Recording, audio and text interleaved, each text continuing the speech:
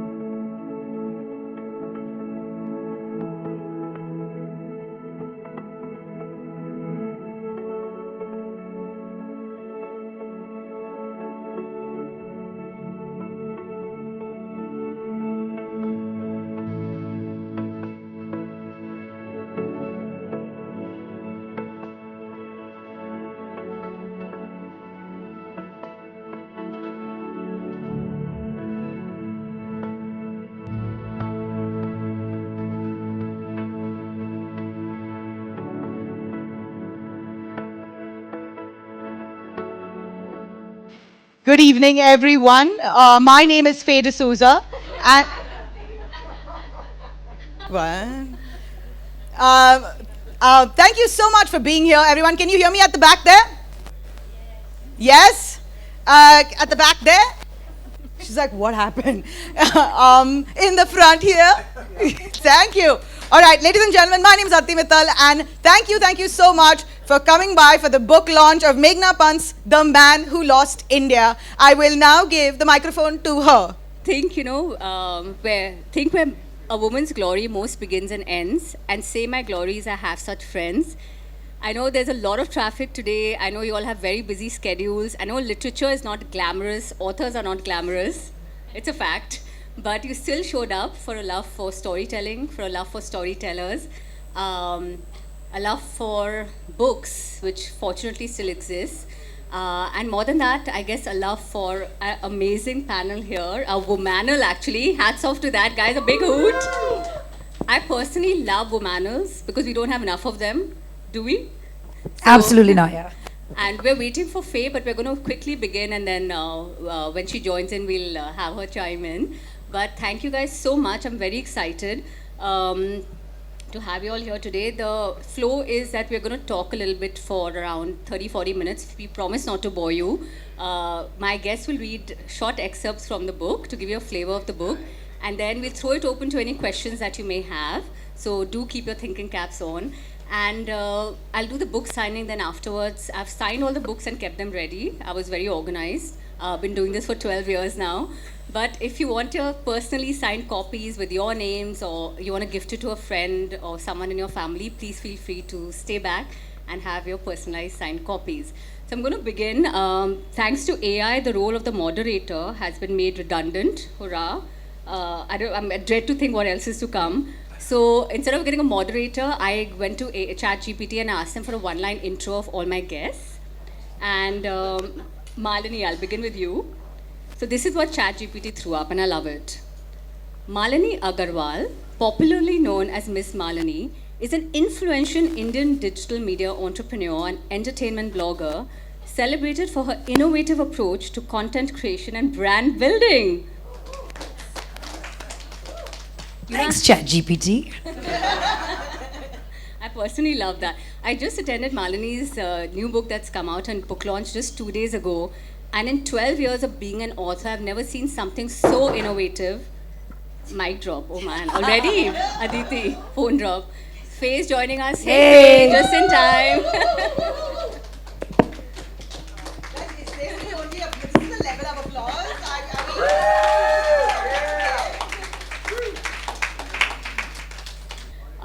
Aditi Mittal is a trailblazing Indian comedian known for her sharp wit and fearless humor, breaking barriers in the male-dominated world of stand-up comedy. Oh my God! ChatGPT is going to get Chamat GPT. Oh, amazing! Amazing. And Faye D'Souza, welcome Faye. It's so good to have you here. I apologize for being so late. I'm so sorry. No worries, no worries. Faye D'Souza is an Indian journalist known for her incisive reporting and bold commentary on social and political issues. I love that too. Thanks, Faye, for joining us. And of course, being the Leo that I am, I had to chat GPT myself. So a month ago, I had a launch at Kemp's Corner for my stuck-up South Bombay friends who would not dare to travel beyond the ceiling. So that time, chat GPT threw up, except for Rich here, who's braved it all the way.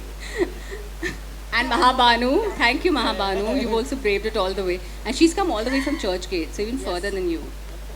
Kolaba, oh my god. My sympathies.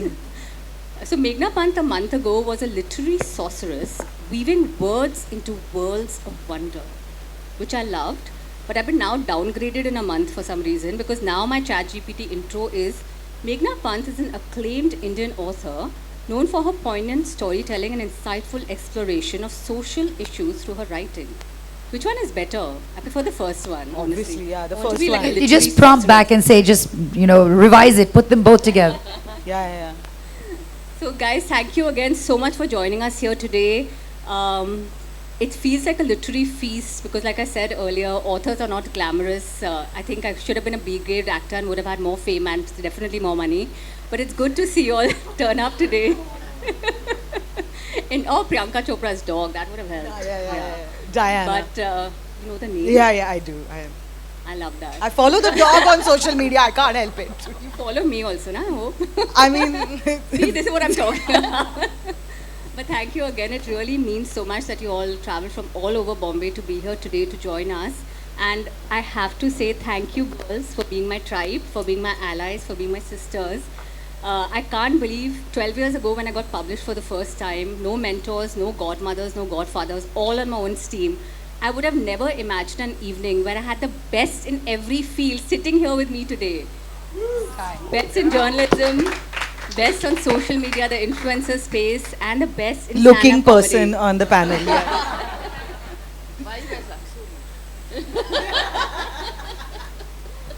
So thank you. First of all, let me start by asking you guys what you thought of the novel because it's, by the way, my editor just informed me that it's the first dystopic war novel ever written in India's history by a female author. And I have to say it took me 10 years, this book, because I've just frozen with this cognitive dissonance that can women even write war novels? It's been my most experimental work. I primarily write, if you've been following my work, drama. But I pushed my boundaries, I got out of my comfort zone, and I said women can write war novels because stories don't have genitals, why should they have a gender? So I went out there, but it was, I think, my most arduous, most difficult book to put together, I have to be honest. A lot of research, imagining a world where China takes over India, and what's to become of us, what's to become of our families, of us as a society, of us as a community, of us as a nation. Just simple things like what are we going to eat? Like noodle papad with, garam masala and soy sauce, or, butter chicken with oyster sauce. I mean, what's to become of us? So there was so much exploration of so many themes. So it was, my most experimental work, and I hope it pays off. But what did you guys think if you had a read? What did you think of it? I have to say, you said that the book doesn't have genitals, but it has balls, okay? I'll tell you that. I thought it was, one, you have to think about the process for a writer. She's written 9 books. Please applaud that, first of all. 4 novels. That's incredible. And, having just written 2, I just feel like the process, it can be so exhausting and can just take everything out of you. And to give a book 10 years of your life is like a really long relationship to have had with it. So I'm so glad that you got the closure and now it's finally here. What I really liked about it is that it was so unique to hear your voice, because I've read so much of your other work, to see you really sort of lean into writing this dystopian novel, and you decided to just go for it, and you really were no holds barred. And I didn't feel that at any point you felt that in your writing process that, and I would love to ask you that, did you at any point think that people are going to be like, oh no, a woman wrote this, so I need to dial it down? I don't think you didn't hold back at all. And I love it because, I also love that, when you read a book, you first read it in your own voice, and then you know the person, and then you get to know them and you read it in theirs. And I love both narratives of it. And I love that there's so many different themes. I also love that she sets it up and very much like, that theater of the mind that I love, that even the way that it opens, that there's this sense of calm and belief that, we are good people, we come from good families, we don't get affected by war. And it's very much this narrative in this recent Julia Roberts film that we saw, where, well, the internet works, the world is okay, right? That, even during the pandemic, we felt the same way. So I love that you covered so many of the themes and so much of the belief that we have, that especially, which is a privileged problem, that we feel that we are above and beyond everything. And when it really hits hard, like things have in our history, that's when we sit up and notice. So, please give her a round of applause for fantastic work. So, because of who I am, right? So, you're talking. I mean, it's a book about China taking over portions of India, right? And I'm like, I can't believe she wrote this, because it's also. In its own right, it's a book that makes you forget context. So you're reading and you're getting. So I got really involved in the story, and you forget that this is someone who has sat down and written this in the current environment that we all live in, and then you stop for a second. I can't believe she wrote this. But I think the best compliment for any book, especially fiction, is that you forget your surroundings when you're reading it, and it just becomes an entity on its own. And that's what I love most about it. I forgot who wrote it. I forgot the environment in which you had written it, and the amount of it's breathless. You don't stop to consider the effort. You don't stop to consider the environment. It sort of takes over, and I think that's wonderful. Thank you. That's so eloquently put. Thank you, Faye. Really appreciate it. I love Aditi because she's been praising the book on social media, and she's a very close friend, so I was telling her how much angst I've had about this book, and she's really assuaged so many of my fears. So thank you. I love you so much, Aditi. Girl, always. I've been a fan of Pant's writing, Meghna, since... like I'm disassociated. Friend, writer. Since like book one, right? I remember the first book came out, and I was a little bit intimidated. I was like, oh my God, I know this person. Like, I just get to hang out with them. And it's always had this very, very solid dramatic core to everything. There is an irritating amount of honesty that really bothers me. I can never wear makeup and read your work because it's just, I need to keep refreshing it every 20 minutes because I'm weeping. And this one, can I tell you, I feel like you're so, because it's a war book, and God knows I know nothing about war, okay? But it sort of fluctuates wildly between this very deep emotional core and then this almost like drone-like faraway gaze, that I would expect from a war book. It oscillates between them so skillfully. I didn't realize, I forgot that this was your writing. While I was reading it, I was like, ye Meghna ka hai. Like, it really took me, I was very impressed by how the physical action of war was superimposed with the emotional cost of war, one sentence after another. And I really feel like that's how war should be written about. I saw Dunkirk, which is that movie about God knows what. And geez, I'm telling you, I tune out, dude. After the third person is dead, we get it. Everyone's dying. But it's that senselessness of war through just bodies being thrown off a ship, into a car, into a gun. It really sort of, I could see the emotional core of those actions through your writing. So thank you so much. Oh my God, can't wait for your next one, babe. No more war novels. I've suffered enough. But I'd love to get all of you to come up and read whatever excerpt you liked and whatever appealed to you. Who wants to go? Aditi has the most salacious bit. I'll give you a little context before she gets. Why? So who'd like to start first? Malini? I'm happy to. Faye? Across the landscape, a slit of light disappears, as if a giant hand is drawing a veil over the face of the earth. The afternoon shine becomes dimmer. Aeroplane, bye-bye, he hears Ida shout. Seth looks up into the darkening sky, thankful for the distraction, and sees something black flying above the kites. It's not an aeroplane, stupid, Vakil says to Ida. It looks like some kind of... And they hear a loud explosion from the neighboring town of Kharbagh. The children drop their kites and run to Seth. What's happening? They ask, terrified. Peace does not fall from the sky, but war certainly does. Seth knows this. He also knows that tongues are keepers, not of the truth, but of versions of the truth. He pauses with effort of a poet, carefully selecting his words, and says, "Don't worry, nothing's happening." "Papa, look," Vakil says as he holds up a mobile phone that's now live streaming Times How. A hysterical anchor screams, "The last bastion has fallen, China has attacked Punjab." Seth sees his children trembling like electric wires in a storm. Before he can calm them, they hear the roar of a jeep. They run to the parapet to look out at the road. An army jeep screeches in front of the Mehra's bungalow. 5 Chinese soldiers in olive drabs jump out of the jeep and storm into the house.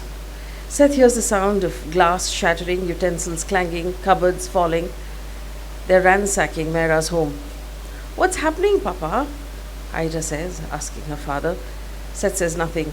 He pulls his children to the ground, his heart thumping against his body like it's possessed by a powerful demon. He looks up to the sky and sees a large yellow moon hanging there like a decayed tooth. Where was the clear blue day gone? He turns to Urmila. Her eyes are brimming with tears. "The clothes," he whispers urgently. "Get rid of the clothes."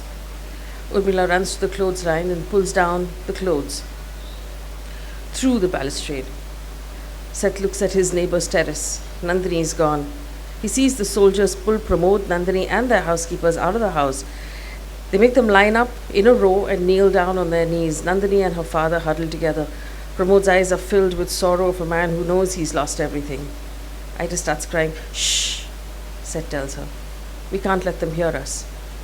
A soldier, a boy few years younger than Nandini, stands above her.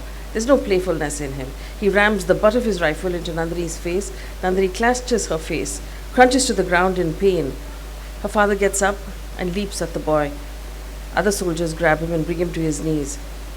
Seth sees the shotgun. He sees the soldier feed a bullet into the chamber. He hears a loud click.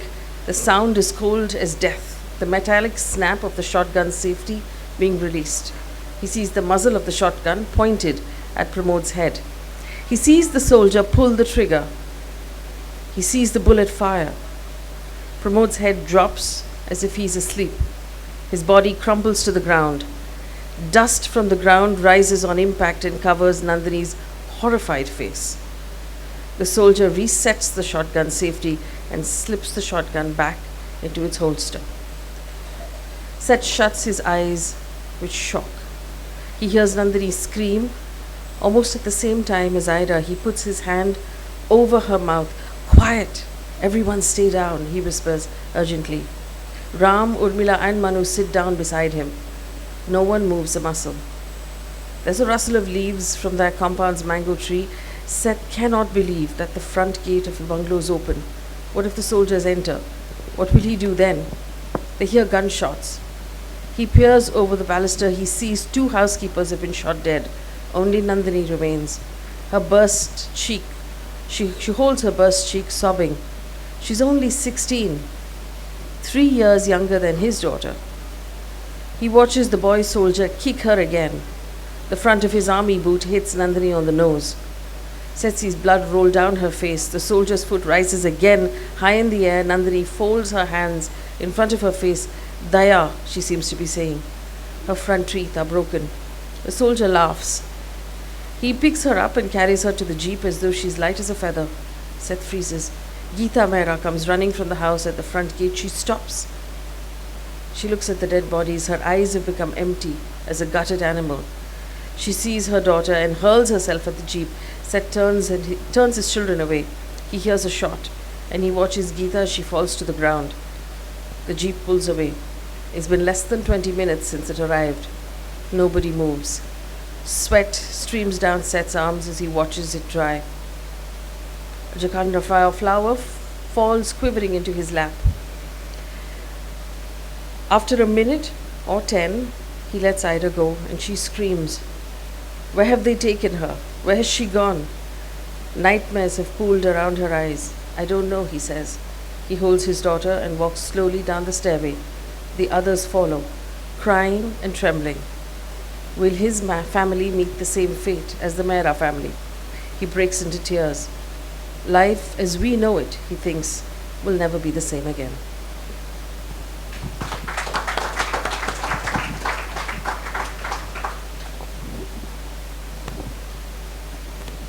I've got goosebumps. Faye, you read it so beautifully. Thank you.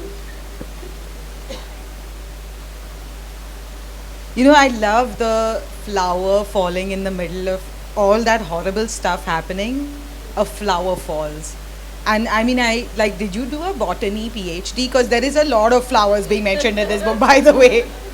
But I think that, again, you've managed to draw that contrast between the beauty of something as simple as a flower, contrasted with the brutality of horrible brutality.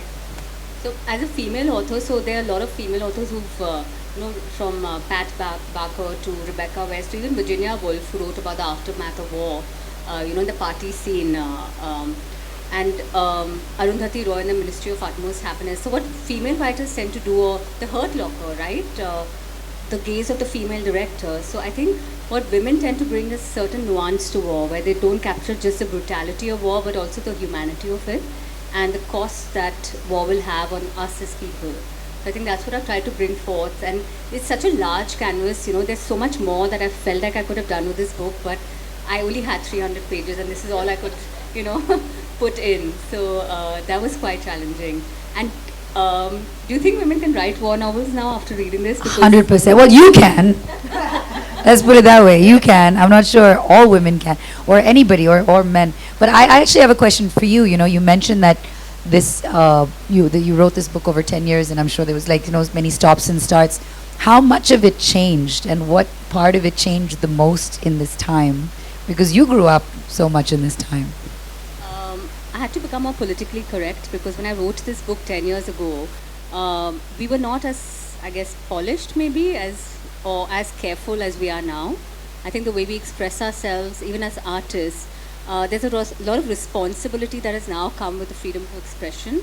So I think there's a lot of self-censorship also that is going on, which we've reconciled to in many ways. So I had to change the ending. The ending was, I won't give it away, but the ending was completely different, and I had to change it.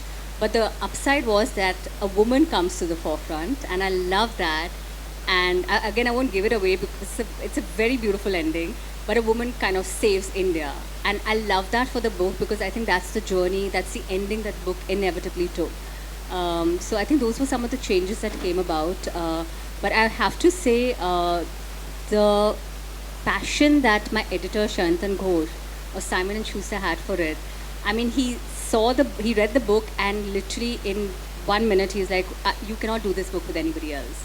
And even the marketing team at Simon & Schuster, they pour them, even these t-shirts they've made, the merchandise, right?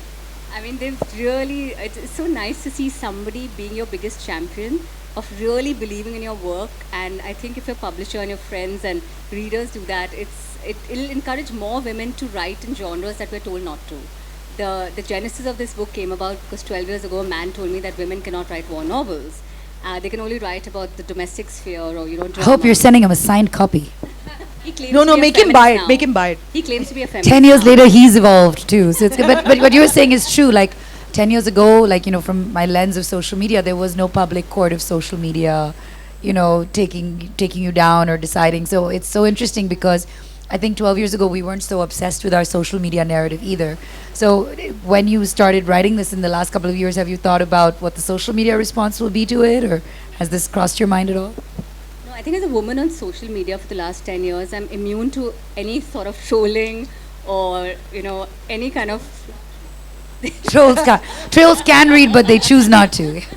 So I think that as an author, you're insulated, because trolls can't read any more than 6 words at a stretch, right? And if there's a multi-syllable word, then you've lost that. So no doubt you're safe. No, but I mean, until you asked the question, I honestly had not thought about it as to why are we asking if women can write war novels. And you know, I always find it very interesting when I'm in these spaces, because this is a space dedicated to fiction, and I live in the non-fiction world where war happens to women, right? Sorry for dragging you into that world for a second, but in Manipur, war happened to the women. In Gaza, war happened to the women. Women lived the war. Yeah, they suffer it more than anyone else, and I think that it's so important for to have more women tell these stories, because unfortunately the decision to roll into war invariably is taken by men. The people who have to suffer through it tends to be women. I think that we need to have more women tell these stories, both in the fiction and the non-fiction space. This is what happens when you invite me to these things. No, it's so true. What a vulgar Just a crowd. little precedent before she reads this. When I wrote 1.5 Wife, my debut novel, I had to describe my protagonist Amara, which is the name of my older daughter now. But I had to describe her as kissing her, boyfriend. This was, again, I wrote this 15 years ago, and I got so squeamish, about female sexuality that it took me. It was just a little line, and it took me the longest time to phrase. So I keep setting myself little like challenge bombs as a writer that, this is my next goal. So I'm not, unfortunately in India today, most writers, they stick to one genre, they discover mythology or romance works, and then they write the same story over and over again at low price points, and nobody's pushing the envelope. So I've always been a risk, I'm not risk averse as a writer, I've always written to break stereotype. So I told myself I'm going to write a very salacious sex scene at some point in my life. And this was it, the culmination of all my dreams and my goalposts being met and read by the beautiful and Aditi, who's hiding her. So ironic that the one sex scene is being read by a virgin. Because Manu enters the Black Taj. Blinded by its absolute darkness, he gropes the brick walls till his eyes find light in the flicker of a lamp. His shadow is thrown against the corner of a wall from where another shadow emerges and merges with his. I'm leaving, he shouts at the shadow. I came here to tell you, I want to tell you that it is over between us. The shadow becomes a bright red cloth, shimmering with a million mirrors. Each mirror reflects his unmet desire. Stay strong, he tells himself. Turn around and leave. And then her face emerges. A face for which the light burns, for which mirrors are built. A face cast in the soft glow of beauty. Ida, goddess of the earth, born of dewdrops and stardust, her opaline skin of milk and honey gleaming golden, for morning had slipped into her mother's womb at the moment of her birth. He manages to ask, how was your dinner? Is your to-be husband madly in love with you? How does it matter? She says simply. Do what you want. I'm leaving, Manu shouts. Even if I say I love you, she whispers. Manu startles for a second. Can it be true? Has she not given up on their love? But she's marrying another man. How can you love two men at the same time? He asks. The heart is not a box that gets filled up with love. It expands and it expands and it keeps loving more. Her face is contorted with the innocence of a child and the lust of a temptress. It is the only thing about her that reveals the truth. If you grow up in darkness, you only love darkness because that's all you can see. So one day, when you see the light, you're drawn to it. It's magnificent. But seeing the light doesn't mean that you'll never turn back to look at the darkness. You love both light and darkness. And you can't love one without loving the other. You're helpless. Are you drunk? He snaps. I don't love him, she says simply and smiles. Like he's an impish child. He doesn't listen. How much did you drink? I had to. I had to drink to survive that horrendous dinner, she says. A tear rolls down her cheek. Manu walks towards her. No, she says. This is my own doing. Talk to me about what you're feeling, he tells her. Right now. I don't want to talk, she says. She moves towards him, like liquid flowing between silk sheets. She runs her hand along her face, over her breasts and her navel. She reaches that mound which Manu so often visits, rubs it and pokes it. Then she moans. Manu's thoughts slow down and stop, like a train pulling into a station. Her fingers, wet and shining, rise up again and dip into her blouse. They unbutton the blouse, revealing 2 full moons of breasts. They tug at her cherry nipples. The twisted coils in Manu's stomach unfurl and an ember burns. The fire within him is reignited. She steps out of her sari and stands before him, naked like a goddess. Lust gathers in his throat like a lake. He remembers the taste of her skin like molten honey, her vagina like crushed grapes, and her lips like a glass of red wine being poured in the sun. The dam bursts. He falls upon her. Today she is doing what she has never done before. Today it's all teeth and nails and deep angry growls as if they're 2 clashing swords. Her fingers coil around him like a noose and her tongue forks in his mouth, sending his moans into silence. He pines for her soft eyelashes, those moist lips, their entwined limbs and a gentle caress. He pines for all this, but today he lets her be. Pleasure is not the only thing that leaves memory. For even as she prods and explores Manu, Ida sees light touch the corner of his mind. Her dark spaces are invaded by such ecstasy that she can't reach out to them anymore. The parts of her body that he touches come alive, moist and glistening, as if made of dewdrops. Everything within her that is shattered, the niggling bits and the wobbles of her life that she can never piece together, become whole when she is beside him. All her stupidity, her mistakes gather in one place, and blanketed by his embrace, they are forgotten. This is stupid, stupid love. She sees it. It's still there, standing quietly in the corner, whispering to her. She turns the other way and prays for it to go away. That was amazing, as usual, and you performed very well. That's what he said. But thank you. So, guys, if you envision this as a movie or a series, what would you have in mind?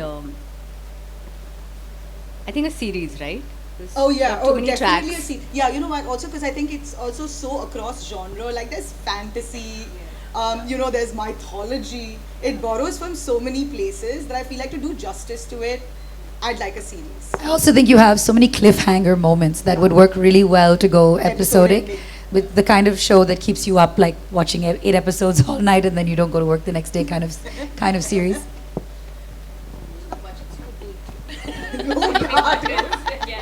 Yeah, the budgets you would need to shoot this. It better be. That was a series. Sabyasachi sari for sure. I mean, also just the kind of boycotts it'll have before it's released, I think will cause it to do very well. I think. Yes, any publicity is Good publicity. Great. Malini?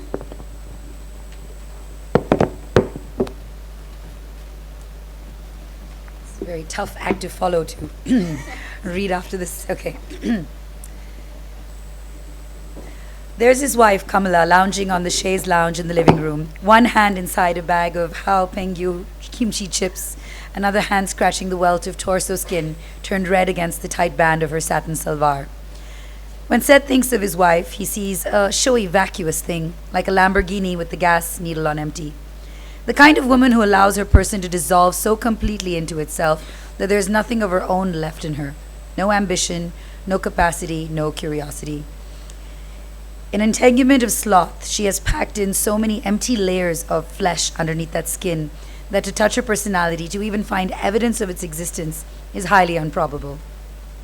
But when Seth's eyes had rested on her for the first time, back when her pet name was Kamar and not Kamra, as Seth secretly calls her, it was this empty space, wrapped in a blue Kanjivaram sari with a polki nose ring and thin gold kamarband, that had appealed to him. He'd mistaken the cosmetic binds around her body for docility and her emptiness for mysteriousness, as all young men are foolish enough to do. In front of a good hunter always comes a good hunt, Videsh had whispered to Seth. Seth knew that this marriage was his father's last-ditch effort to salvage the dregs of his privately dwindling wealth by bringing home, for his only son, the daughter of Lal Bagh's wealthiest cotton farmer. So when Seth saw Kamla, he imagined her coconut-shaped head resting against his shoulders, pried open with the machete of his company and spilling its sweet juices into the crevice of his bachelor life. He saw her boil adrik chai for him in the morning, press his legs at the end of the long day, light up his dark empty room, hold his hand as they watched Sunil Dutt on screen. It was the only time in his life that he'd let logic leave that carefully guarded cage inside his heart, and for its maiden blunder, Seth has a new curse every day. It's true that she hadn't been much to look at with her thin long hair that coiled towards the end like a snake, and her pencil-thin lips that became narrower under the onslaught of flesh. Due to her lack of beauty, it was assumed that she'd possess the comeliness of a wife. These illusions were destroyed within the first few weeks of marriage, when it was discovered that she dispersed human effort only under the narrow definition of eating, sleeping, breathing, and farting. Her father had claimed that Kamala was religious, but what he'd failed to reveal was that Kamala was interested in the worship of one thing, her jewelry. Every morning she would bathe, wear clean clothes, and sit in front of the temple like any other devotee, but instead of worshipping the many god statues, she would open the iron door safety locker adjoining the shrine and pull out a handful of jewelry sets in gold and diamond and rubies and pearls, bequeathed to her as the daughter-in-law of the house. For the next 1 hour, Kamala would remove each piece out of its box, gently open its swathing of soft cotton, hold it up against the flame of the diya, caress it, scrutinize it for scratches, missing prongs, fasteners, and links, and then put it back in the box. Her love was so sparse that she had enough only to dispense to herself. She knew so little of trying to please another that even with her favorite thing in the world, after jewelry of course, food, effort was made short. Her rice clumpy, her dal watery, her vegetables singed.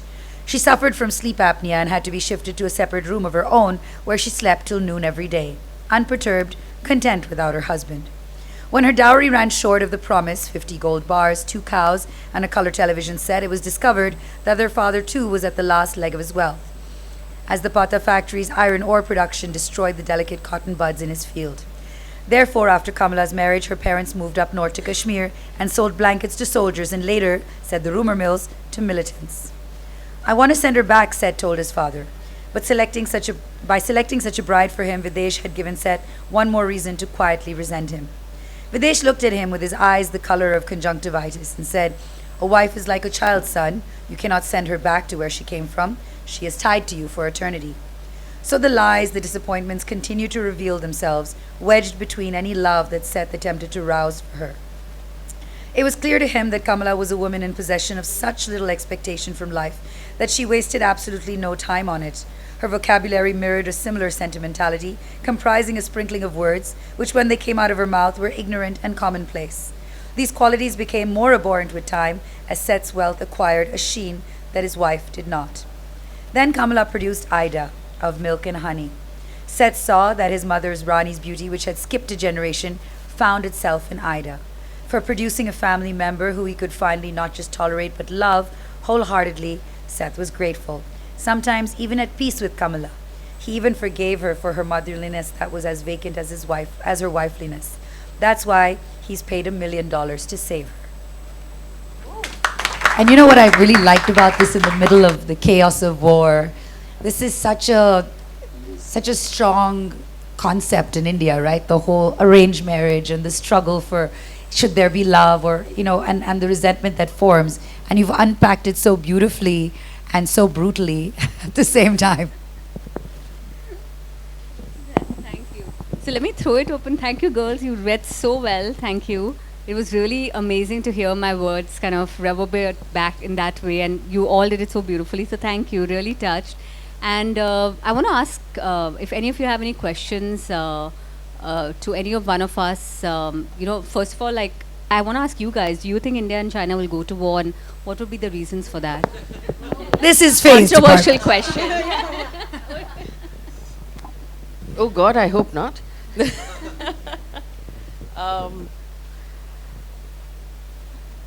There is no way to answer that question.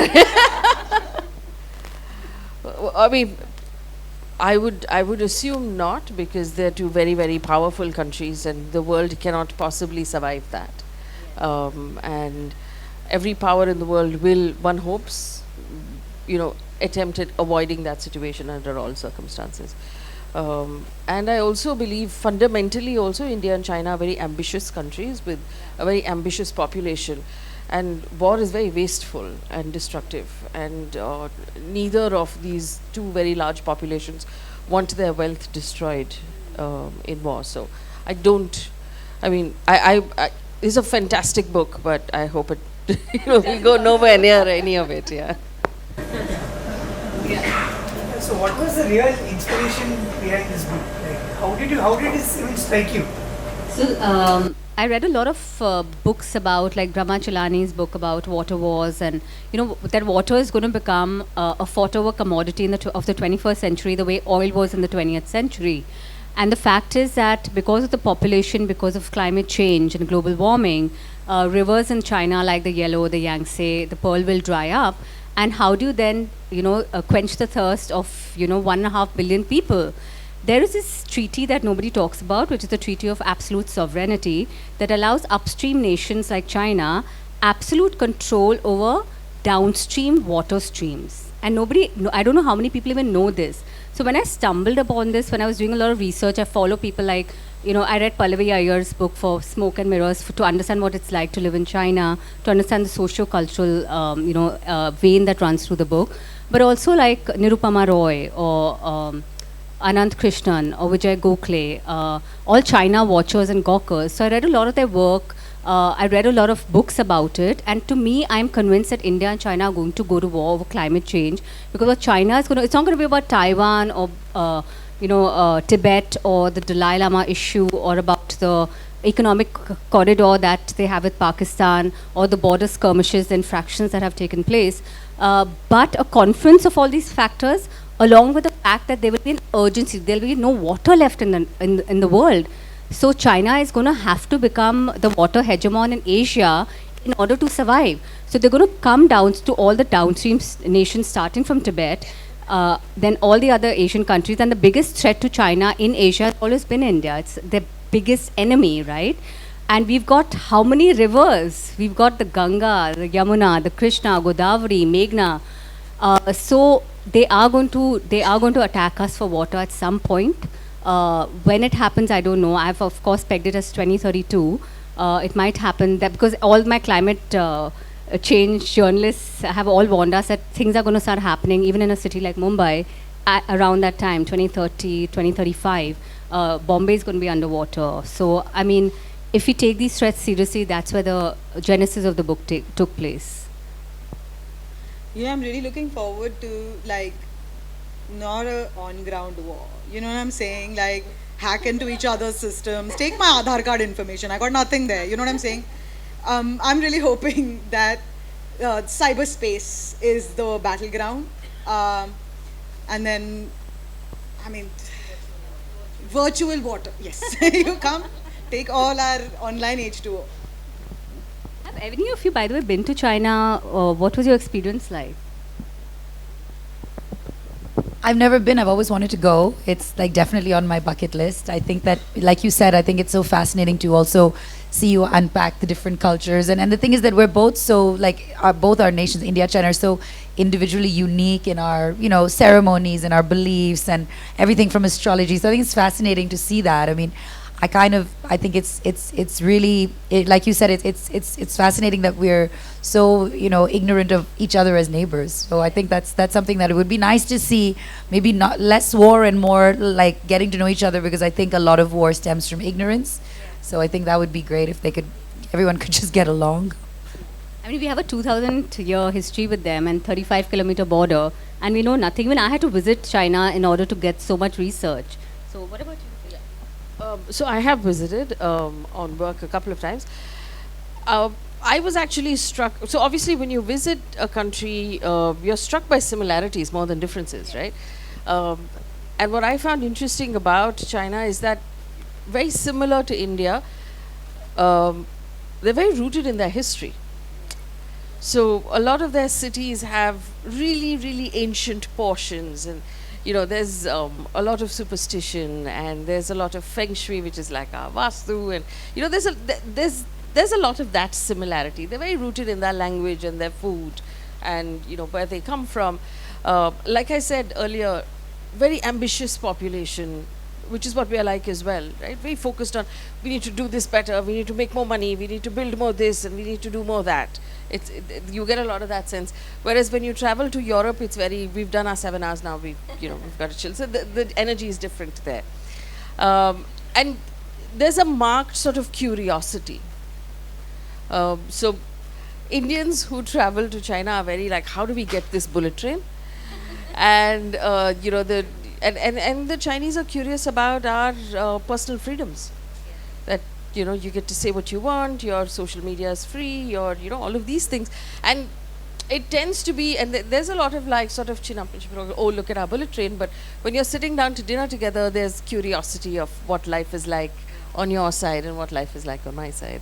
So I was, when I traveled, I found more similarity than differences. There's one thing that you reminded me of, and I actually researched it when I was doing my book, is that they have a social currency system.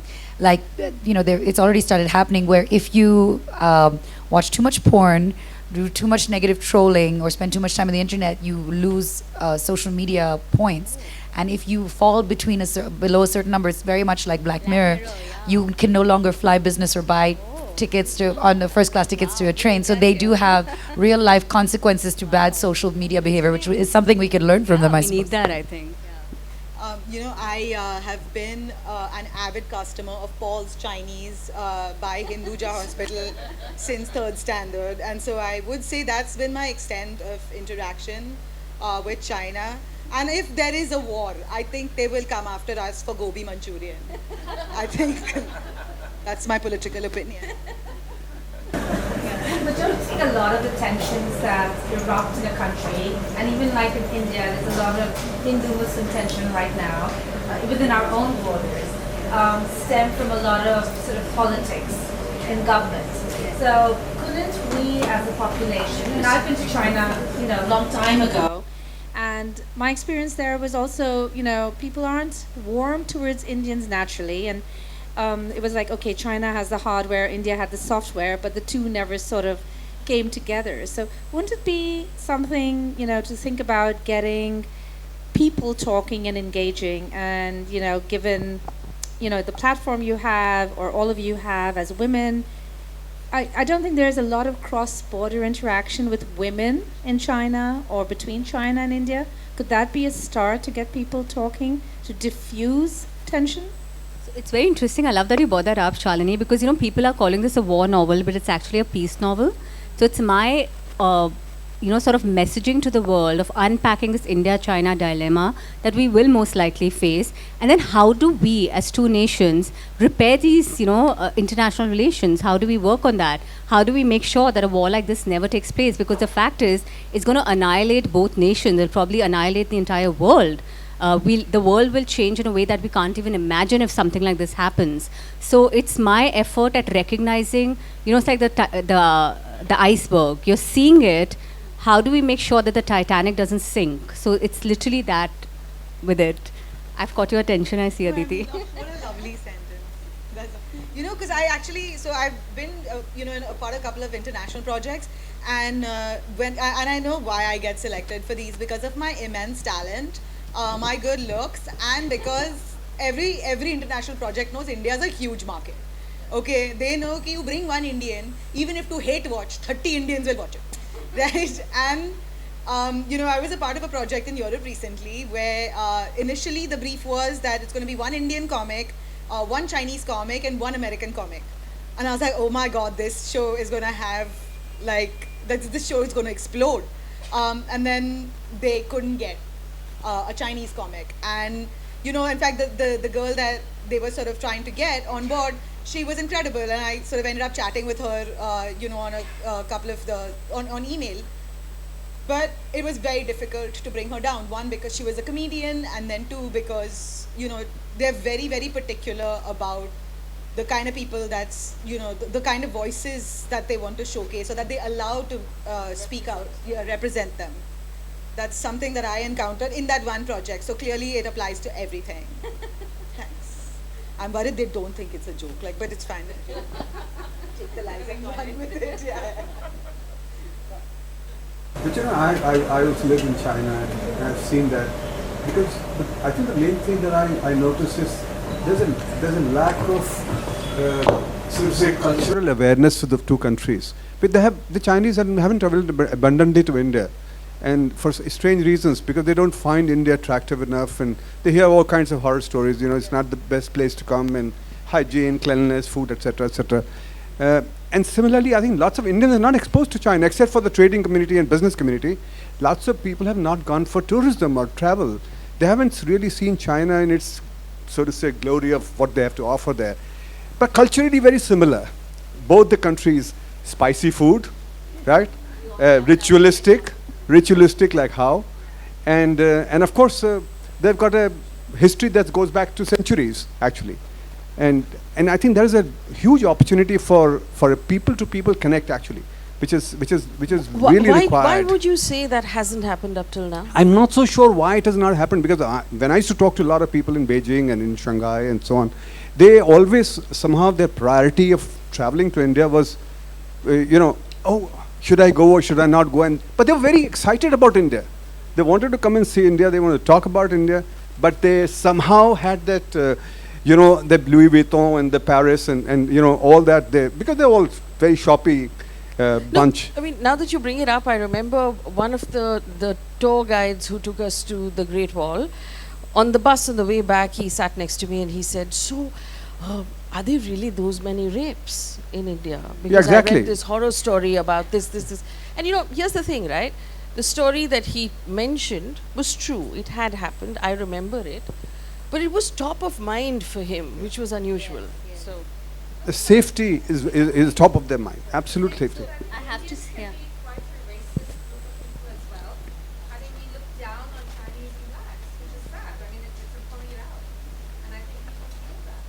But I have to give this to China when I visited in 2015, because I said I better visit before the book comes out and they banish me.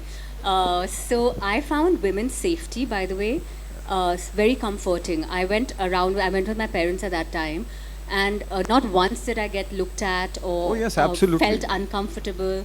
In fact, at the Great Wall of China, at the ski lift that takes you up, I just bought an iPhone, it fell down with my sunglasses.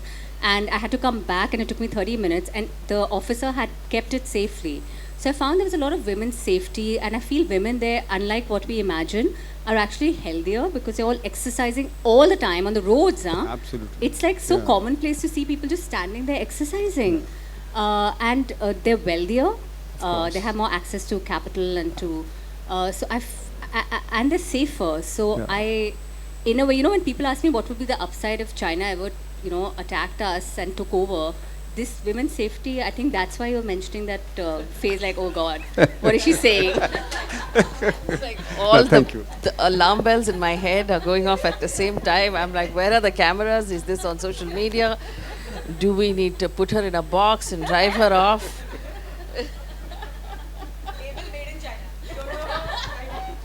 I've always said we need lots of Chinese tourists because they are the largest travelers in the world today, the numbers, volumes, and we never have tapped into that market for whatever reason. I think we should, as a hospitality tourism professional, I just feel there's a huge market there. Thank you. That's the angle, now we found it. Cool. Any other questions? But I mean, the other thing that we should tell all Indian travelers who go to China is that the Chinese food is not really the Chinese food. Indian Chinese and Chinese Chinese. There it's just food also. But I think we should just give a round of applause to Meghna. That was, at least we got us having a conversation we normally don't. So thank you for that, which is incredible. I'm sure we're going to go back and talk about it a lot more, but definitely pick up this book. It's such a fun, fast read. Like you said, it makes it so immersive, theater of the mind, and you do get lost in it, very much so. And I'll be signing books now. Mahabhanu has a question. Okay, last question. It's not a question, it's a comment. I just want to know, I think the title, I love the title. I don't know if it's a prophecy of things to come in this country, but it's really fabulous. I just love it. Thank you.